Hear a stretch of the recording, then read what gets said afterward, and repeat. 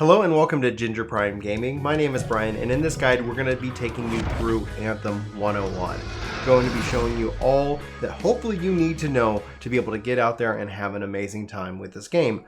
This guide is being filmed as of patch 1.6.0. So at this time, Icetide is going on. It's their seasonal content, and we're going to be talking about that a little bit in this video, more towards the end as we cover really the basics. So if you're just really interested in what Icetide means for the game, be sure to just jump to the end of this video. I'll try to include a link or a timestamp in the description or one of the top comments below so that you can just kind of jump into that piece, because this is going to be focused at those new and returning players, showing them everything that they need to know about this game, like I just said. So without repeating myself 10 trillion times, let's go ahead and first dive in. Well, I'm going to talk about the javelins, and first we're actually going to go through the main menu and the forge. So as far as it goes, if you guys have never seen this screen, you have two types of tools here. You have your loadout and you have your appearance. As far as your appearance goes, I recommend playing around with this. This is just going to give you way so many ways that you can customize the look and feel of your javelin. And we're going to be talking about the store and how you unlock different pieces for your javelin itself, but I'm going to point you kind of to the animations page. This is where you can kind of set all your different victory poses, your arrival animations, and your emotes. This is kind of more the social aspect, and these can be fun and collected, obviously with coin, but also with the premium currency.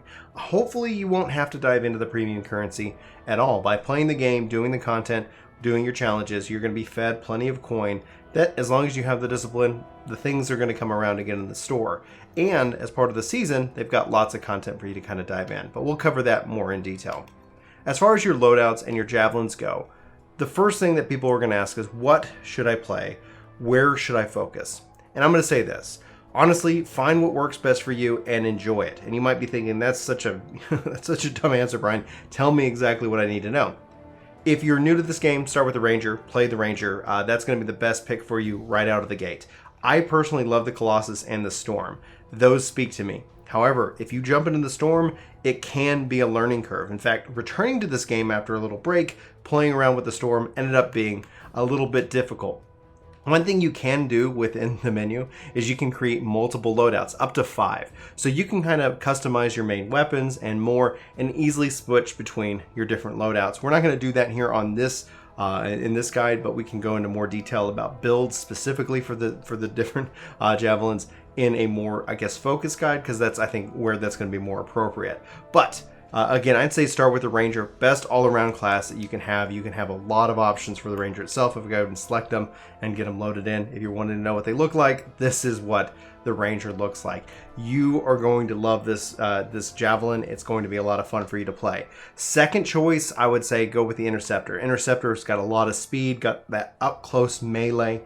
Feels really good to play, really good to combo. And we're going to talk about combos also more in detail, especially when it comes to primers and detonators. We're going to explain all of that just here in a little bit, so stick with me.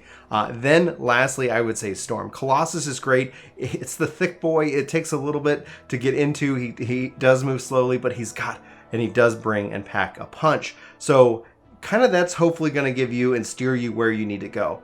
Ultimately, you're going to be best when you play what you actually enjoy. Don't feel like you have to be best at each of these. Just find something that you enjoy playing, and that's going to help make you and drive you to be the best Ranger, Colossus, Storm, or Interceptor. The other thing is that as you play, you're going to unlock all of these. You do not have to pick and choose, like I only get one with this character, I only get 2. No, you get to be all javelins with one character, and that is going to help you out and save you lots of times. And as you play through the story, the main story, you're going to be able to dive into these as well.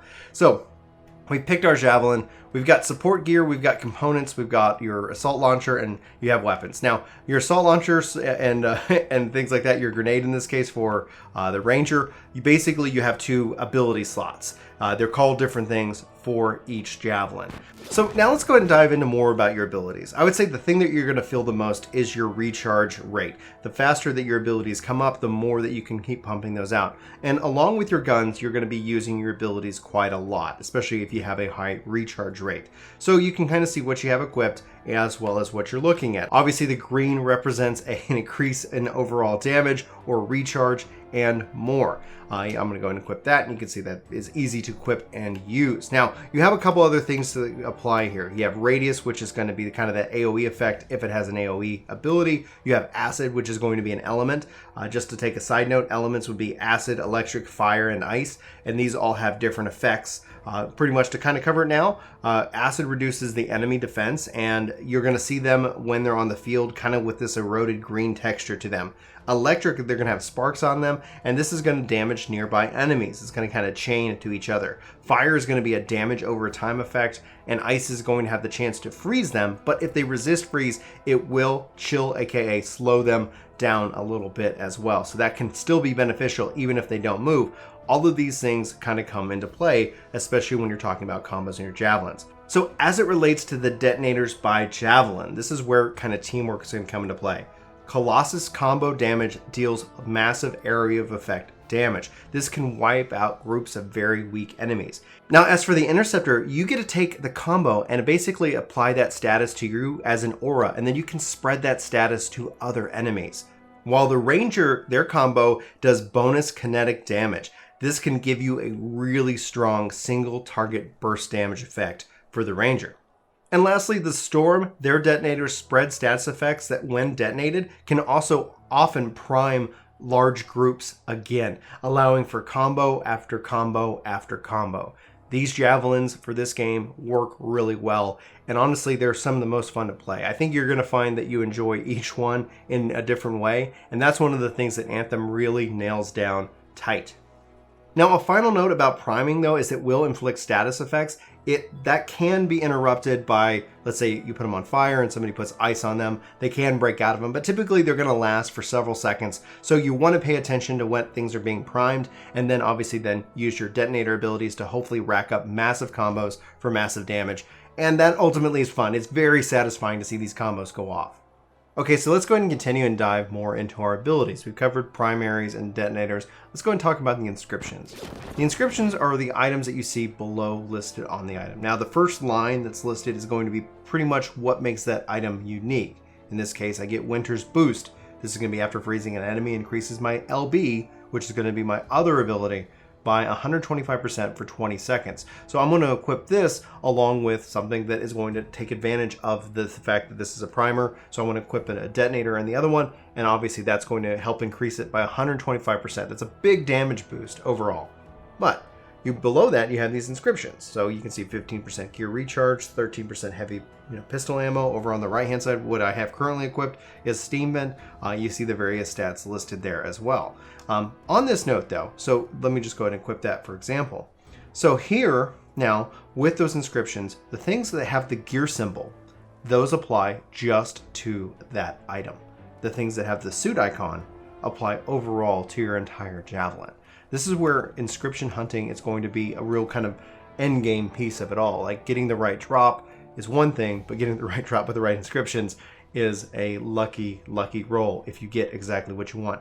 And inscriptions can really change the game. So you want to look at what the stat is, what the thing that makes it unique is, but then you want to look at overall what happens here. So this one actually gives me machine pistol damage, marksman rifle damage, and just a LB28 recharge. That's going to keep lightening up all the time because that's what I want to combo with this. So we're going to go over here. That was my focus seal. We go to my blast seal here, and I want to see here and make sure that I've got lightning. So here is that piece of it. And again, I get these inscriptions. So for this gear, it also comes with 100% gear damage on top of the 125% bonus that I've already got. This means my power infinity is going to wreck, or ponder infinity, I can't read apparently, is going to just decimate enemies out in the field, and it's a detonator. I'm going to get those combos. I'm going to rack up even more damage over, it's just going to be great. Honestly, it feels very satisfactory. So that's how you want to start to gear up. That's how you want to start thinking about it. As you get better gear, obviously it's going to have more inscriptions, and those inscriptions are going to have a better chance to roll for those primary stats that you want as opposed to other minor or secondary stats. We can dive into more detail on that if you guys need. Just let me know what questions you have about gearing up, about your abilities that I can dive into more detail on. Also, you have your components. A component you're going to see here is going to have, like, it's going to be focused for the javelin you're on, in this case, Masterwork Storm component. You can also have a very universal component. So when you go and you select all your different components that you've unlocked, just like before, they have kind of this perk, and they also have the inscriptions that are going to be applied to you. And you're going to see if they increase your overall armor reinforcement and if they increase your overall life. And your armor and your shield. Shield's going to be that recharges. Armor is going to be the health that's going to keep you alive the longest. And then you're going to go see what kind of inscriptions that you want. So there's lots to chase here overall in the game. So just keep that in mind. And that's going to be how you build it out, because again, you don't have, your armor is purely cosmetic. So if you think of your components, those are kind of the armor pieces that are going to make you more and more powerful. Same thing applies for your support seal. This is an ability that you have, and they also come with inscriptions, and they also come with different stats. So kind of play around, see what works best for you and what you're playing. Okay, so as far as our weapons go, you can actually change your weapon melee now. And this is really exciting to see. This is something new as of a part of a previous patch. This gives you the ability to start customizing that out. And you can see you can have primers and detonators as a part of your melee now. This is exciting, and it can be a lot of fun. This makes overall the game even better. So you can prime, and then you can come in here and detonate. If you feel like doing that here on a storm, I'm going to leave that as what it is. And then here you get your two weapons that you can kind of play around with, and you can just go pick and play with it. You've got all kinds of different weapons: sniper rifle, light machine gun, a heavy pistol, assault rifle, marksman rifle, and shotguns. So just go ahead and play around with what gives you the best feel. Again, as you're just leveling, just figure out what gets you the best gear score, and then jump in here and find what actually you ultimately enjoy. There is a specific awesome weapon that helps while you're hovering as a storm. So you can see Raptor's Deadeye. Hovering increases weapons damage by 200%.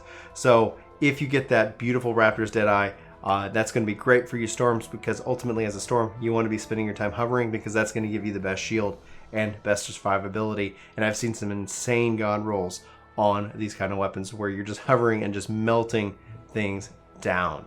Now, hopefully that helps answer a lot of your questions about the javelin that you should pick, what primers and detonators are, and abilities and gearing up. If it doesn't, again, let me know in the comments below. I want to take you on a tour here through the rest of the menu before we kind of get into kind of Icetide and more of that. As far as it goes, pressing start, it's going to bring you into the menu. Now, right now, I'm in Tarsus. Tarsus is a single player instance for yourself. You can go into the launch bay and you can actually get to that from Tarsus. It's going to match make, and this is kind of a little social component before you actually go out on missions. If you're looking for people to meet with, that's where you want to go as of right now.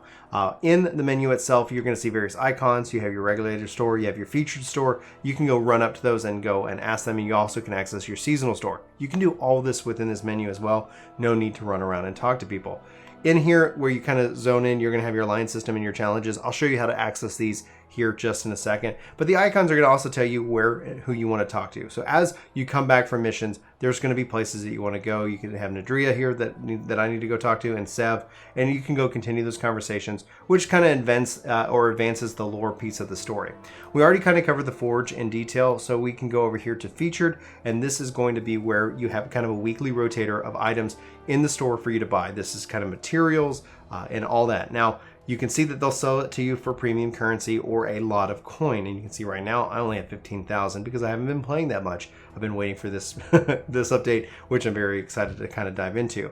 But you also have emotes and more. From here, you can open up Start and actually just access the dedicated store itself. And this is beyond featured. This is where you're going to get into your seasonal items and more. Seasonal is how is going to be kind of your end game, grind right now. So you can see here, I can get a legendary kind of a war chest, which has the legendary component, legendary weapon, just straight up legendary, armor packs, legendary store, ranger, interceptor, and colossus.